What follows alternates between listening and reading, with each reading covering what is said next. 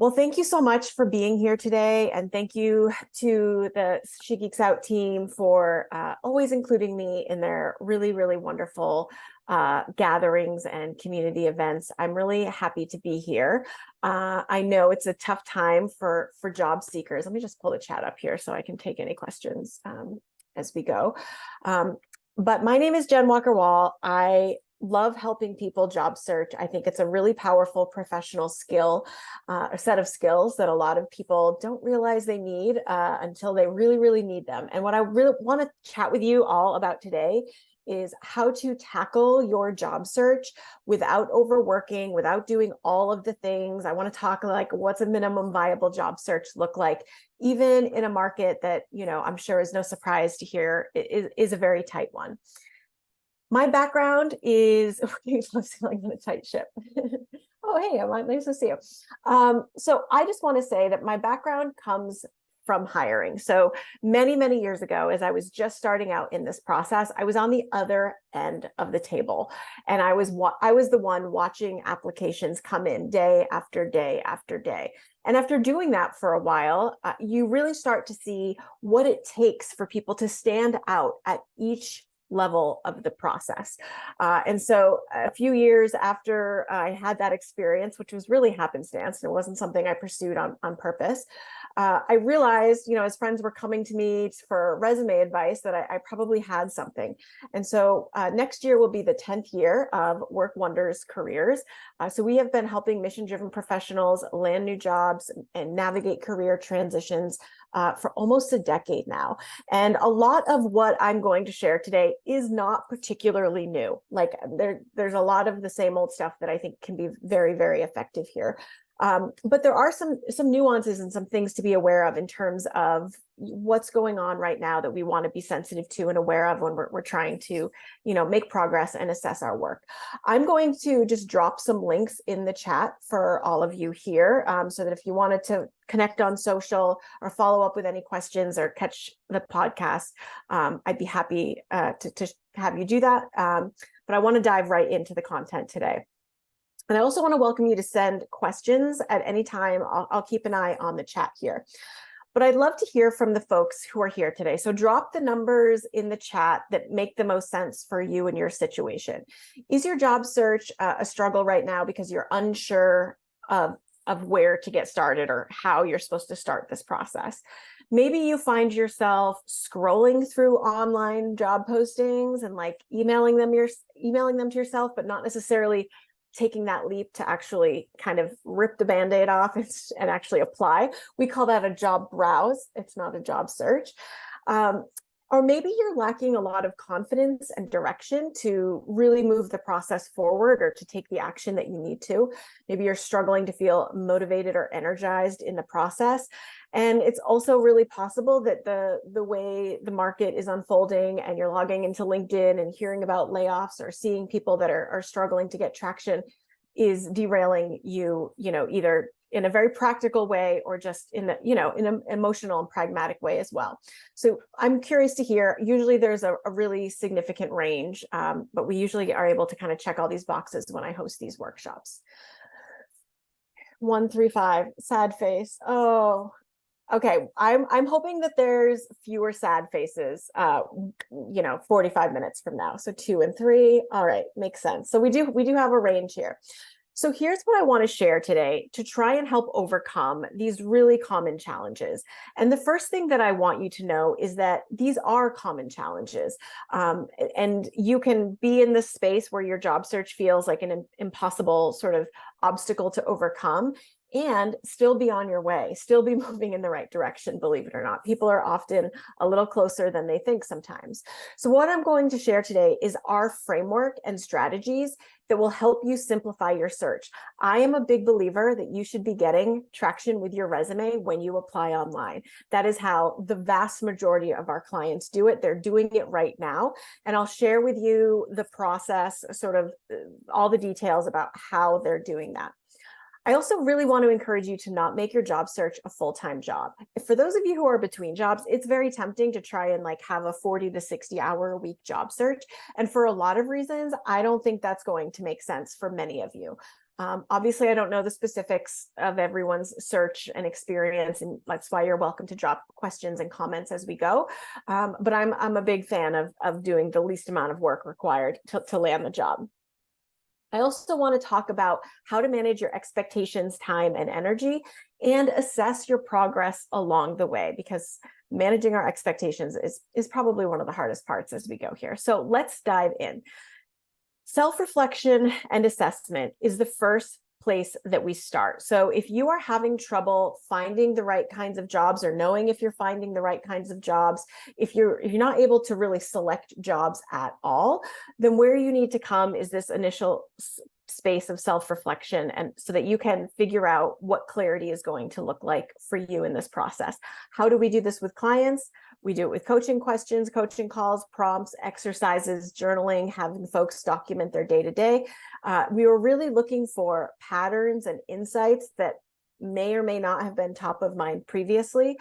And it's really important to us that we have this space in our process, because this is the behind the scenes. This is the inside job.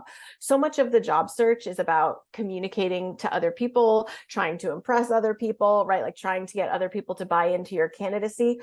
But this is a place for you to be honest with yourself about your fears, your concerns, your challenges, your obstacles. And I think the more you take advantage of this space, the more effective and strategic your job search has the potential to be.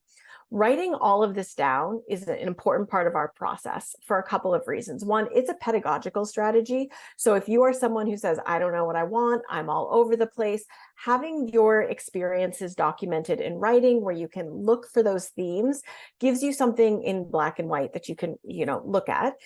And the other piece is that this is an emotional roller coaster for a lot of people. There's not too many people, especially these days, who get to start and finish a job search without some ups and downs along the way.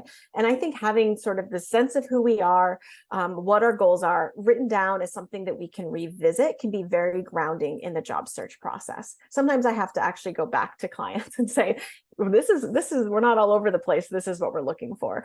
So it's helpful to have that to reference. Here's what I consider like the shortest possible reflection process. So if I only had 20 minutes, or if I just wanted to start with 20 or 30 minutes of self-reflection, here are some of the prompts that I would respond to. What are you most proud of?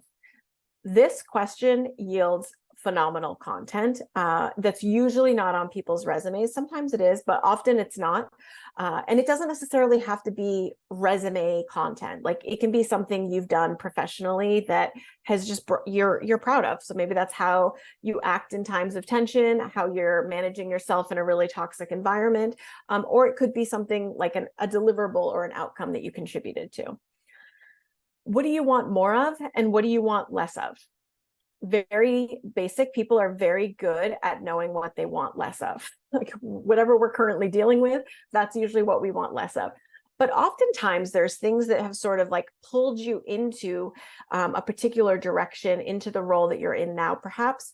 And that's what I think can be like super valuable to discern. Like, are there things in your job that are actually working for you? Maybe it's your commute, maybe it's your salary, maybe it's the nature of the work you're doing, and it's just really the environment that isn't so great to be in. So I want you to really think like, what do you want more of? How are you going to be able to recognize a good job when you see one? And sort of building that like clarity and confidence up early in the process can be really helpful. And then finally, I think it's so important to really think about where you're doing the work, who you're doing the work with. Where have you felt the best, felt the safest, experienced like the smoothest collaboration? So I always am asking people, which environment or what kind of environment have you done your best work or have you felt best in? Because I think for a lot of people, where and with whom we're doing the work makes a really big difference. So the reason we do all of this first is it helps us build clarity. It can help us build confidence. It can really help to surface some of the things we'll want to highlight in our resume, in our interviews, maybe on our LinkedIn profiles. But once we have some initial clarity and documentation and sense of where we're going, we come to the next step, which is revision. And this is where, for the first time in this process, we're taking into account what other people need to see and hear from us. Okay. And I think this is really important. This is where the rubber meets the road in terms of the job search here. So when you find a job posting that you are compelled enough to pursue, I want you to really pay attention to that job posting. And specifically, I want you to pay attention to those qualifications. Okay. A lot of people, when they're tailoring their resume, they're tailoring it to meet the responsibilities. But I focus on the qualifications. Okay. And instead of leaping to the conclusion that you are unqualified, I want you to at least pause and give yourself a chance by asking, how am I qualified for this role? Something I've been seeing a lot of, I've always seen this, but it's like kicked up a notch this year, is when people will see something like quantitative skills or, being data driven. And all of a sudden, a whole bunch of people who I know to have pretty strong analytical skills aren't sure that their experience counts. So I want you to make sure that you're not adding qualifications, that you're not assuming that they're looking for, a PhD level statistician, unless that's elsewhere in the qualifications. So you can kind of look at the qualifications individually, but also, as a package, and try to deduce like what level of expertise they're actually asking for. Because a lot of my clients like over index on, on those technical and math skills, especially.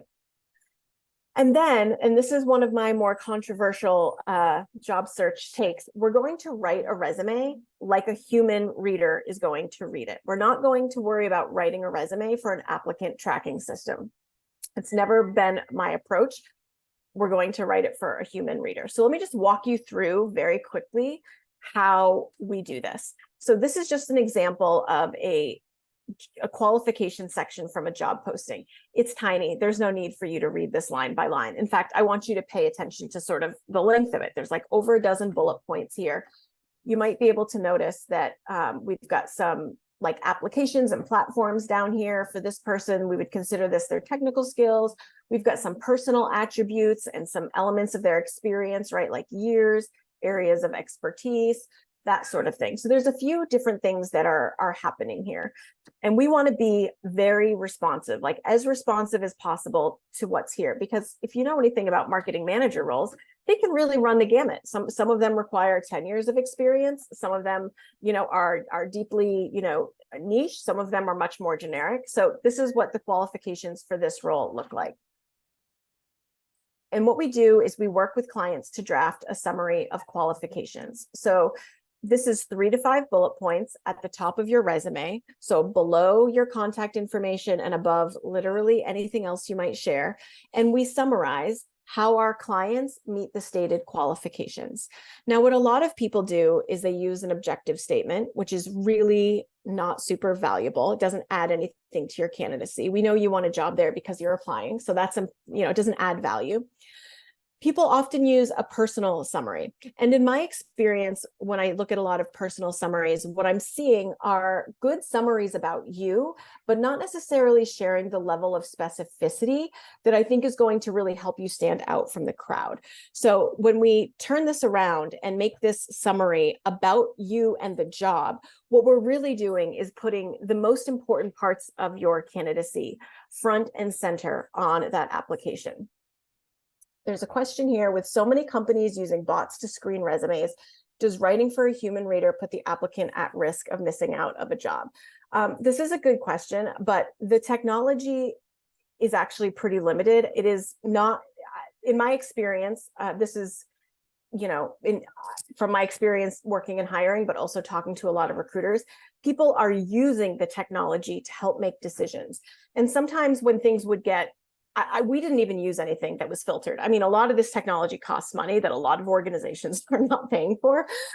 So what I really found would happen is that people would answer some of those screener questions, incorrectly.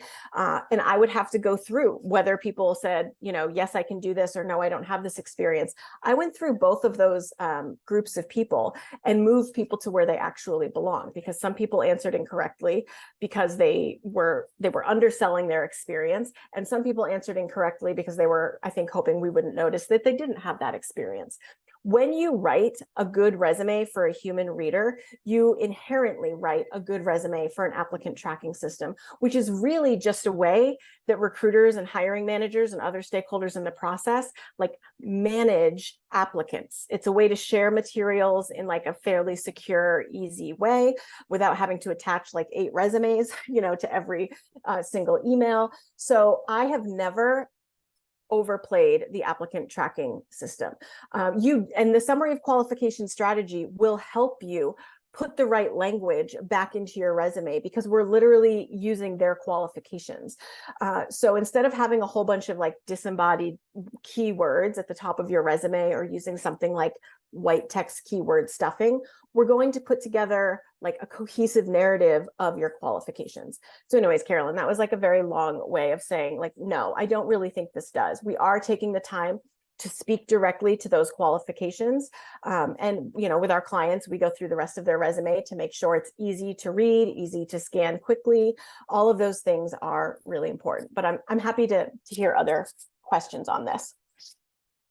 When it comes to standing out online, which is probably how 90 to 95% of our clients have, gotten traction in their job search over the years, I want to make sure we're using the right language. And the right language means the language that's reflected in the job posting. So if they're saying, one thing, like, we want to be mirroring their language to the degree that we can, to the degree that that makes sense. I'm always saying to clients, some of whom are very good writers, like, this is not the place to be creative. This is not the place to, be lengthy. This is a really concise way of speaking to put your qualifications in front of people as quickly as possible. We also really want to manage expectations and focus for many folks on putting out fewer but better applications. So I always say we have a 3-part resume strategy, okay? Part of the strategy involves the summary of qualifications and the actual resume itself. And so that's kind of what I'm talking about right now. But for these 2 pieces, I want to share 2 other important things with you. One is our clients are well qualified for the majority of roles that they're applying for. And I think that makes a huge difference. Like, we're not able to just write super compelling resumes for any job. Like, we're able to do it best when that client is bringing the relevant experience to the table and we're simply positioning it. It is a tight market. It doesn't mean people don't get jobs they're not qualified for. It doesn't mean we don't occasionally throw a Hail Mary. But if all you're doing is applying for reach jobs or jobs that you're unqualified for, it could be really difficult to get traction in your job search. The other piece of the strategy is this, and that is time and consistency. So I ask our clients to do 4 to 8 targeted, tailored applications a month. So jobs you might actually be interested in, right? Not like any job off the internet that you found that week. A job that you might actually want and a tailored application for it. So doing the summary of qualifications and a cover letter if appropriate. 4 to 8 of those a month for 2 months. And everyone who does all 3 of these things for at least 2 months, like truly everyone, will start getting interviews. So there's a few things I want you to take away from this. One is that your resume needs to be in good place. Your target jobs need to make sense for you and your goals. And you need to give the process time, right? Like, none of this is going to happen overnight. A lot of recruiting teams are working with fewer people than ever before. The applicant pools are much bigger. So you need to give yourself some time here. People sometimes will apply for a job, get a rejection, and then assume there's something wrong with your resume. We have no idea what's going on behind the scenes. And that 4 to 8 jobs a month for 2 months gives us a little bit more, data ultimately to really draw conclusions from. Because the summary of qualifications and a lot of resume writing in general is like abbreviated and a little abrupt and like just details, it's like it is detailed. It's very nuts and bolts. You want to practice this. Like, it takes our clients 3 to 5 rounds of writing a summary of qualifications before it starts to come naturally. So there is a little bit of a learning curve here, but I think that the results are worth it. They're all interviewing for jobs when they're following this process.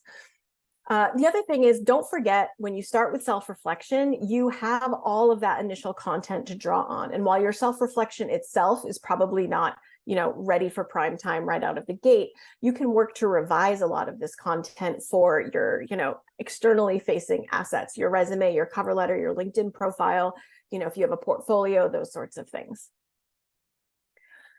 Now, let me talk a little bit about taking action in your job search, because this is something that can be really challenging to do, to be honest. So getting your job search off the ground is going to require getting out of your head and setting yourself up for interaction. So I always tell people you can partly evaluate where you are in your job search by who you're having conversations with and how you're setting yourself up for potential connections. So are you doing a lot of relationship building? Great, that's one strategy. Are you applying for jobs consistently, setting yourself up for potential interviews? That's another strategy. They're not mutually exclusive strategies. They work great together as well. So getting your job search off the ground often means getting clear on how you're going to use your time. Like if I were to sit down and my to-do list just said, write resume, like that's very vague. So I would say something like, make sure the resume is up to date.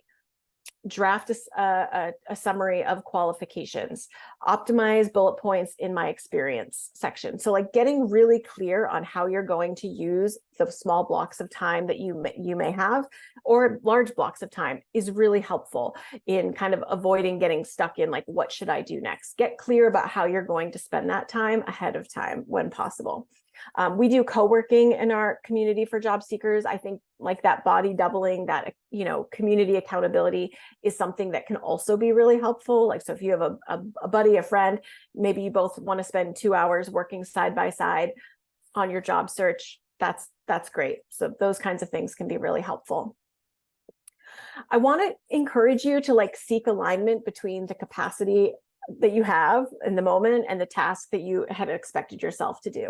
So I'm always saying, if you're just scrolling through jobs, if you're just going through LinkedIn looking for potential connections, like that's not, you can do that in front of the TV, but like what you don't want to do in front of the TV is like customize a cover letter, right? Like you want to be doing those things like with focus and intention, but not everything needs to be done that way. So it's a very taxing process. It's a taxing time. Adults have busy lives with a lot of competing demands. So, check your capacity and see if it's possible for you to, align it with your job search tasks.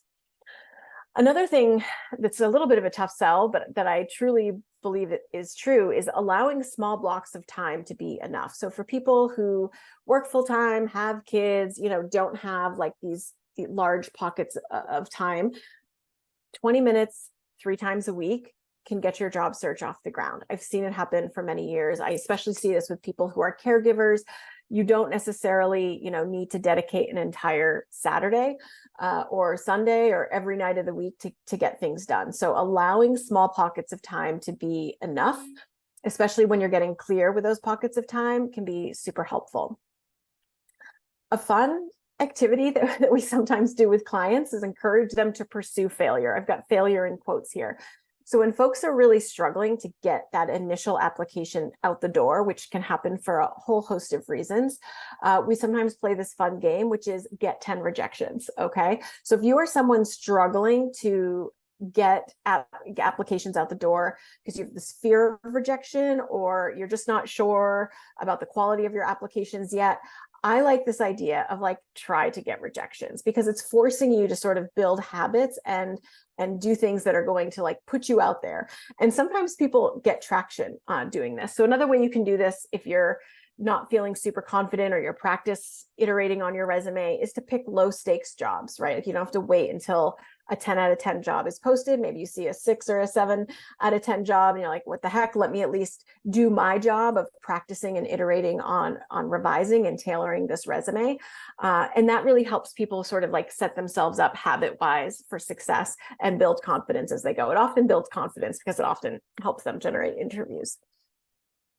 I also want to encourage people to set really flexible goals. There's always this tension point I see between people who get very focused on my suggestion that they apply to 4 to 8 targeted tailored applications a month.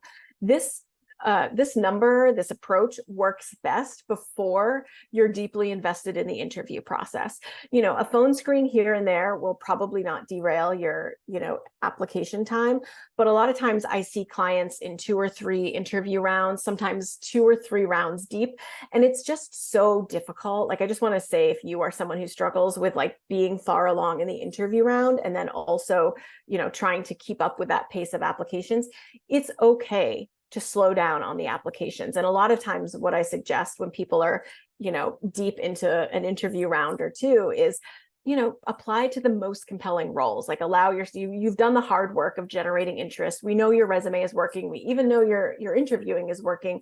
It's okay if you need to kind of, hone back a little bit on those resume applications, because your strategy is working. You may not need as many to get started. I also really encourage people to share their fears, concerns, and questions out loud. If I had $1 for every time someone was afraid this was the best job they could possibly have, their next job was going to be worse, they're not good enough, all of these things, it would be a tremendous amount of money over a decade of time. These are really, really common. And I think that they're best addressed and strategized around when you air them out. If you keep them to yourself, it's really hard for friends or peers or coaches or whoever to kind of help and support you around them. But a lot of time what this boils down to is, how can we identify like the wisdom in this fear or concern and operationalize that in the job search? So can we turn this into a question that we ask in the interview process? Is there like a data point that we can collect? Oftentimes we may just need a little bit more information about a role in order to really make a strong assessment of it. I discussed creating those opportunities for interaction. I think those are so important. So if you are wondering where you're at, you can go ahead and say, like, what have I done to create opportunities for interaction this week? Have you applied online for jobs? Have you, emailed former colleagues, tried to reconnect? Have you put out cold email requests to folks that you're interested in having an informational interview with? Those are metrics, and I'll talk a little bit more about metrics in a moment, that I think are really, really valuable to capture.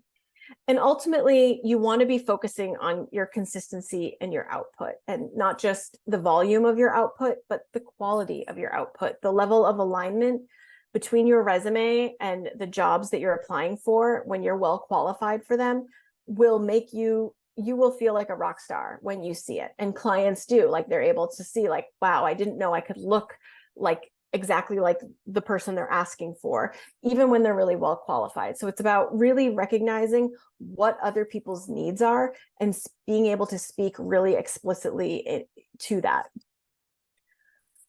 All right, I'm going to take a quick sip of water. If anyone wants to drop any questions in the chat, I'm happy to hear from folks. We're just about, we're probably a little over halfway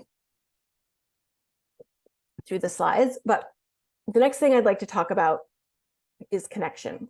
I think this is a very important part. I've hinted at it. This is about the interaction component. And the interaction component of your job search will help generate results. But results aren't the only other thing you need. So when you think about networking or relationship building, a lot of people think about that in terms of, like, I need to know the hiring manager, or I need to know someone at the hiring organization. So what I want you to think about in addition to that, because if you have that, great, if you have those connections, but I'd love to encourage you to also think about what kind of information, insight, can you gather? I always think, from my perspective, it's just as helpful to get insight on what working in a particular organization or team is like, as it is to actually have someone, introduce you to a hiring manager potentially. I want to know if this is, for me in my job searching, like, I want to know, is this a good place to work? Is this a healthy work environment? What is that like? And if I can talk to someone who can offer that insight and perspective, or introduce me to someone who can, that is really, really valuable information. The other thing that a lot of job seekers forget here is that you can also offer this insight. You have already worked places, you already have experience doing things. And so I think this puts people back in the game who often feel like they're just supposed to network to ask for something, which doesn't feel good for a lot of people. But to remind you that this doesn't have to be quite so transactional, and that you probably have a lot to contribute here as well. And since I'm talking to a bunch of, She Geeks Out folks, I probably just don't have to, overemphasize the importance and value of community, whether it's working with other job seekers or people in your field or just other folks who share your values. But I also think that these are great places to meet new people where there's already something in common. And I think if you're looking to create authentic connections and relationships in your professional life, this is the best kind of way to do it. I know this is the approach I take for myself. So there's a lot of opportunities available to you to examine, groups in your field, groups of college alumni. And that, for me, I'm always looking for that commonality that we might have, because I think that's what helps, relationships get off the ground. Okay. I have a question here from, I think it's Yaneli. Any interview tips or advice? Yeah, I mean, I think actually all of this is helpful for the interview process. So when we're working with clients, we always start with self-reflection. We go to the resume, the cover letter, the LinkedIn, and then the interview process. And the reason we generally do that is because this whole process leads up to the interview. Ultimately, we're doing the work of reflecting and surfacing like all of the work and outcomes you've produced and the results that you'll want to share and the experience you have. And then we're working on positioning that in writing, right? So your resume, and that is, again, a pedagogical strategy. So we're learning how to speak succinctly. We're learning how to focus on the outcomes and results. We've really got a list of potential stories that you could share.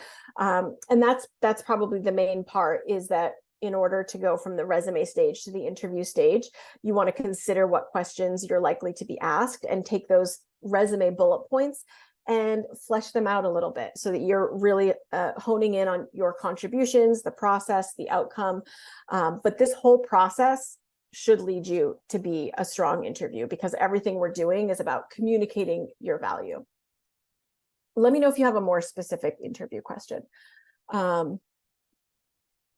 Let's see, the question here: what should you do if you are offered a role in the area you are volunteering, but it's not your field? So let me know if I'm missing context that I should have or would be helpful to answer this. But just the question of like, what should you do if you kind of get traction in something that's not perfectly aligned, or, not the job you were hoping for? This is pretty common. So I always like to say, taking the role will push you back in terms of experience. So, that's helpful. Thank you for sharing that. I think I want to be careful. I want to be nuanced here. I think we're in a time, and we've been in a time, quite frankly, for the last few years, where people are making different decisions around their career than they would have if we weren't experiencing the things that we've experienced in the last few years. So what I mean by that is, you might have imagined your career in a very linear trajectory, but fields and industries have shifted rapidly in the last few years. People have access to childcare or may not have access to childcare, and people are really having to rethink what work looks like for them. So the fact that in a difficult market, in a difficult time, or even for personal reasons, you take something that's, adjacent to what you might have taken, is a totally reasonable and very likely a strategic step for you. If it makes the rest of your life better, if it brings in a salary, if it gives you health insurance, if it, brings some stability.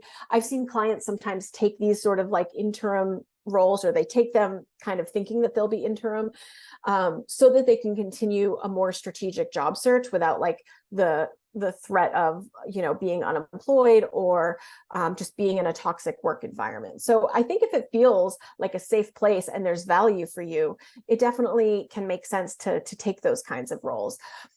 Will it push you back in terms of experience? That's really difficult to say. I think it could, but if you stay connected in your field, if you keep up on your professional development and you accept the job, not just as a job that solves all your problems, but a job is part of a plan for the next 6 months or the next 2 years or whatever it might be. And part of that plan involves like staying connected to where you'd hope to go. I think you can, kind of circle back if that's what you choose to do. Okay, good. I'm glad. Okay, Winnie has a question here about making connections. It sometimes feels awkward when I ask about people's jobs, workplace, and career when they know I am in a job search. How do you communicate the vibe of genuine connection versus give me a job? So I don't assume that when a job seeker is asking about people's jobs or workplace or career, that they are asking for a job. Like, I just assume that they're curious, that they're exploring their options, that their information and insight would be helpful here. So this might be a fear that you worry about coming across, like, give me a job, but you might actually be coming across as a genuine connection. And you can also be really direct. Like, I'm thinking about going in that direction. Can you tell me what it's like to work there? Or, I've heard mixed things about that organization. I'd love your perspective. So sometimes just being explicit about what you're interested in and why can be helpful. But I wouldn't assume that it's a give me the job vibe. I think that's a fear a lot of job seekers have when they do the networking. Okay, several times I've been asked to do a project to prove my skills during the interview process. I suspect more than once my ideas were used, even when I got rejected. A friend said I should be paid to do these projects. Is that reasonable? Is there any way to avoid being taken advantage of during the interview process? This is a great question, and I wish I had like a very simple, straightforward answer. I will tell you that I have clients who refuse to do these projects, and a lot of them are parents. I think it's too much. A lot of them are already working. They've got stuff to do outside of work. I've also seen clients be compensated fairly nominally for some of this work as well.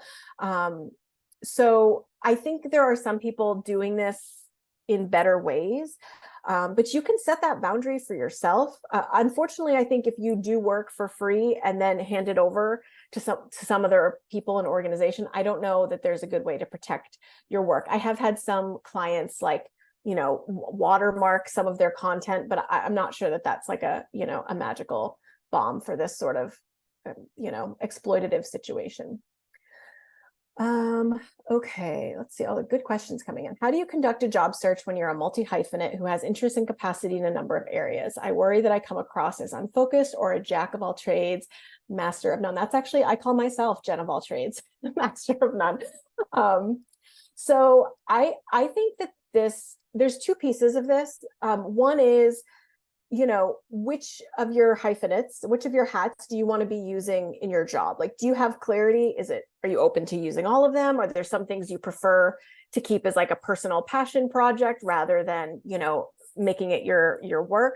So I have a lot of clients who draw boundaries in that way. So figuring that out for themselves. And then I think the way to get traction as a generalist, or a multi-hyphenate, is to really pay attention to what the qualifications are in the job, and to not make your resume. I always say the resume is not about you. The resume is about the job you're applying for and your ability to meet the qualifications to be considered for it.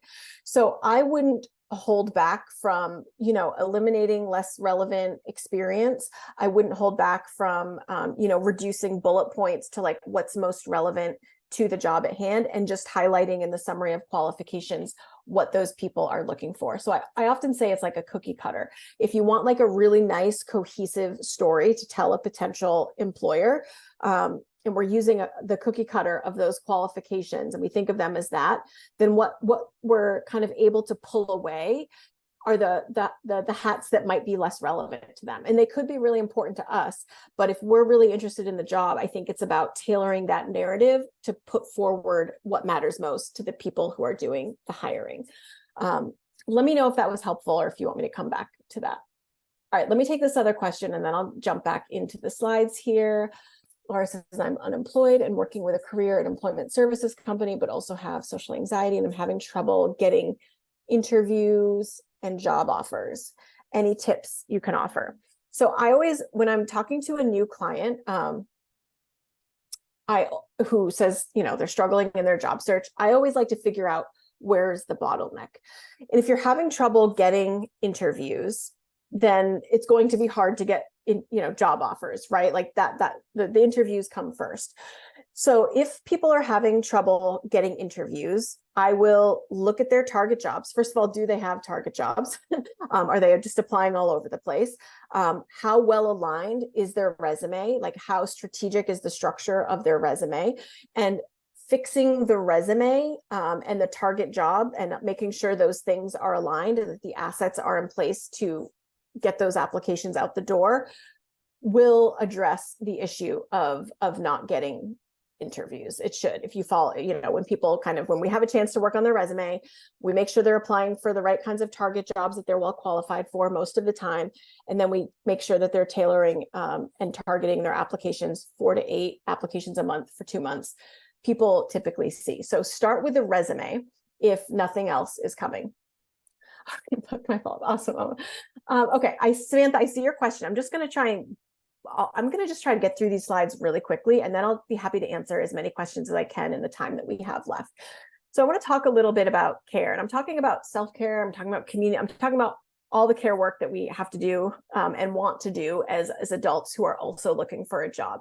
And this is like a plea and a reminder that you do not need to turn your job search into a 24/7 endeavor. How long will it take to apply to 4 to 8 targeted, tailored applications a month? I mean, once you have a strategic application or resume in place, it really doesn't take a ton of time.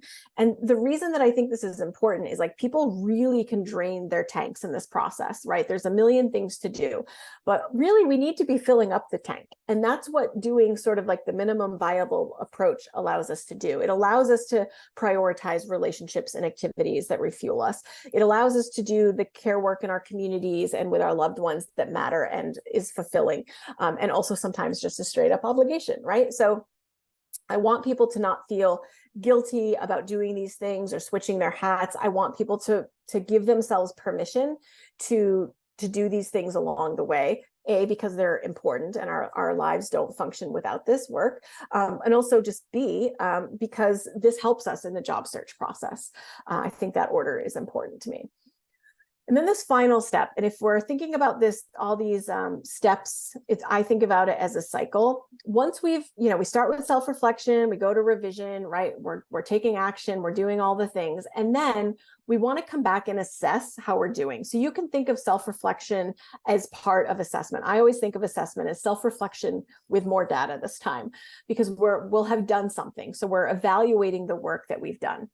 This part of the process is much easier to do when you're tracking your work.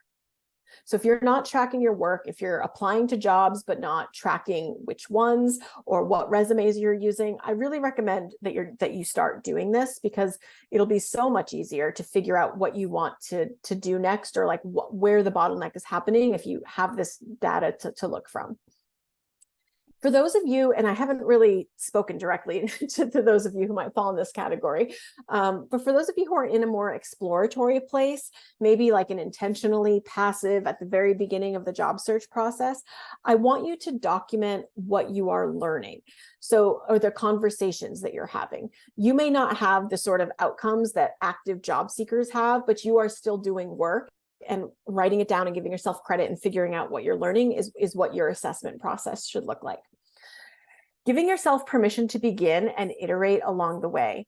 Everyone gets better the longer they do this. Of course, no one wants to do this for any sustained amount of time, but I'm talking hours and weeks. So keep that in mind. Like in a few hours, you could be a lot clearer. Over the course of a few weeks, you could have vastly different, resume, LinkedIn, cover letter assets that you're working from. And that will mean months, 2 or 3 months from now, it's so much easier to get those applications out in a strategic, attentional, and timely way. And these are just a reminder of some of my favorite antidotes to the common challenges of job seekers. So if you are someone who is feeling confused, I think it's a great time to move to action, or at least interaction, right? Ask your question that you've got going around in your head to a trusted friend or a partner or a coach. If you're feeling overwhelmed, I highly suggest self-compassion. For better or worse, I'm recommending self-compassion a lot these days. I think it's important that we be gentle with ourselves in this difficult process and a challenging job market. If you're exhausted, you're allowed to rest. I've had a lot of clients ask me for permission to rest, to take a break. And nobody needs my permission, but sometimes I think it's helpful to hear, like, yes, you're allowed to do that, and it doesn't derail your job search. I always say rest never derails a job search. Lots of things can: stress, overwhelm, you name it, but never rest. If you're aiming for perfection, I really encourage you to just focus on practicing, focus on iterating. I think that's a big shift that a lot of folks can make that'll help them get better at this process and also move those applications or whatever action you're taking out the door. And if you're doing this all alone and really struggling, I hope that you find the right people to connect and support you along the way here. I'm going to take these questions. I've got a few in the comments that I can see, and I'd love to invite some more. I'll also drop my contact links again. So for folks, I do talk about the resume a lot on the podcast in a couple of episodes. So if you wanted that spelled out for you, that would be there. Okay, Samantha, could you please speak to those of us who are career changers? How do you handle highlighting transferable skills that might not be an exact match to the required qualifications? So I pay attention to how much of an exact match they're not. Like, not an exact match could be nominal to the point that it doesn't really matter, or it could be so significant and substantive that it's not worth applying for the job. So I would really have to like look at the client and the job target to like really figure out. And just to be clear, clients apply for what I would consider reach jobs pretty regularly. And I don't think it's a problem at all. What I like for career changers that I find to be pretty successful is to focus on jobs that have a lot of soft skills, like relational skills, project management skills. Those things tend to be like they work well in a variety of settings and a variety of roles and in different industries. And I would make sure that I'm doing my best to communicate the transferable skills in a way that aligns with that target posting. So one thing I sometimes see, and I just did this with a client, I was trying to remember, this person is like a PhD level researcher with like a very specific technological focus. And everything in her resume really referenced that focus. But now she's looking to kind of go into like, project management more generally. So one of the things that we did was we just went through her resume and deleted that very specific expertise and left the parts of it that were transferable. So sometimes it's just a matter of like deleting old industry references. That can be really helpful if you're switching industries. Like, you don't need to kind of hold on to that. You can just let the work experience speak for itself. So I think there's a lot of things you can do, but there's also such a range in like not exactly matching the qualifications that I think that's also like worth assessing there. Do you have any tools, software to help tailor a job description to a resume? So many of these tools exist. I just teach people how to do it without the tools. We do it in a Google Doc over here. So you can use things. I know some clients are using things like JobScan. People are using things like Teal. I don't use those things because I have been doing this for like most of my career. And I also think, I just want to say this too, like, I think there's a very strong relational element to the job search process. So sometimes I will see resumes and it looks like a resume ChatGPT spit out. So I think that the specificity of your qualifications can be really, really super important. And I really want to encourage people to make sure that what they're getting out of any of the tools and software that they're using is that it's as specific as it can be for the job at hand. I think that makes a really big difference. Any other questions?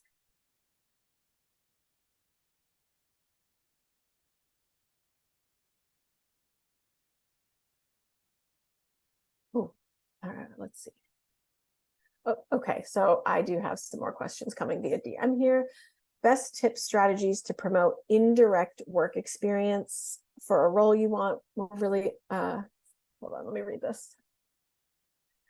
Okay, so this is a question about like, how do we navigate roles where we have the potential for that growth, but we were never given the opportunity?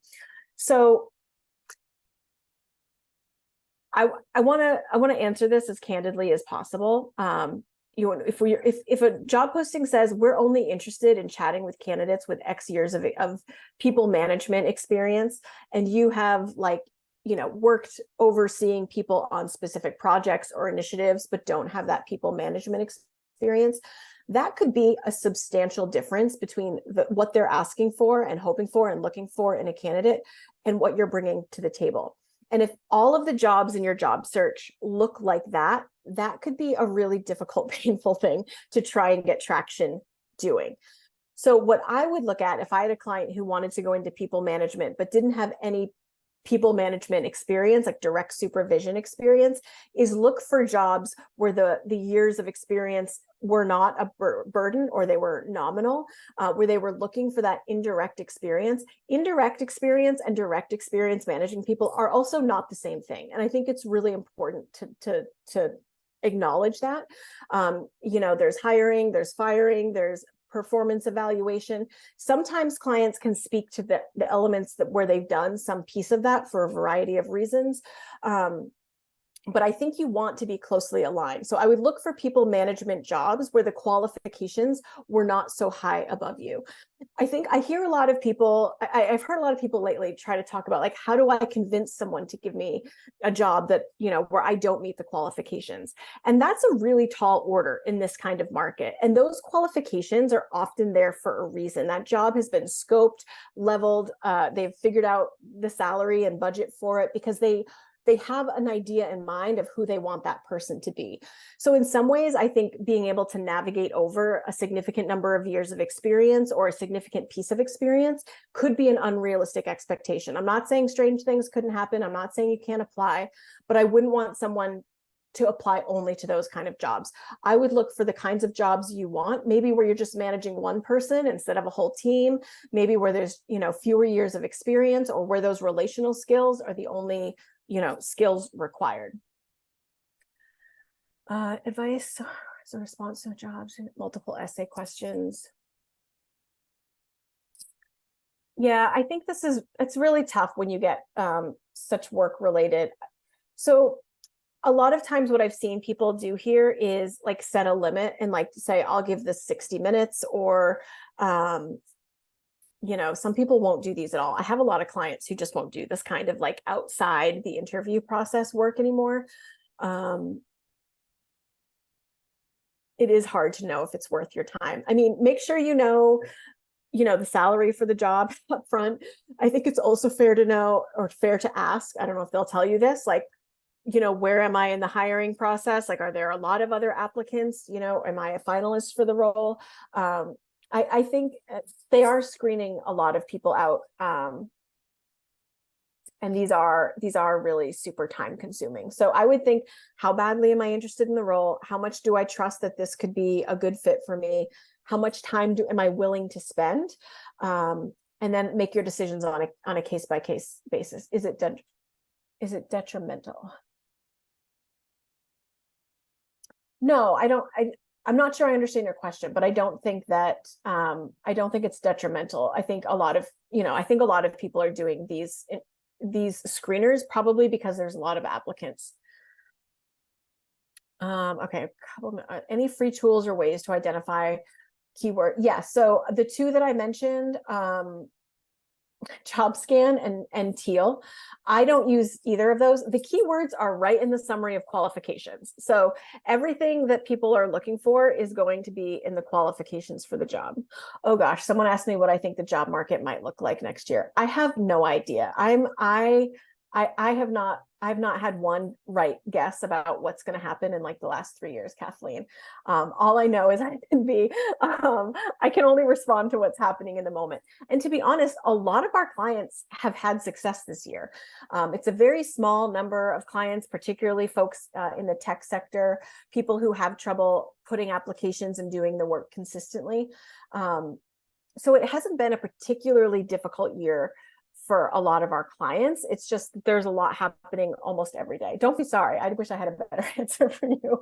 But I've given up trying to guess what's going to happen next. I'm just here ready to figure out how to be helpful when it happens. I hope it gets better.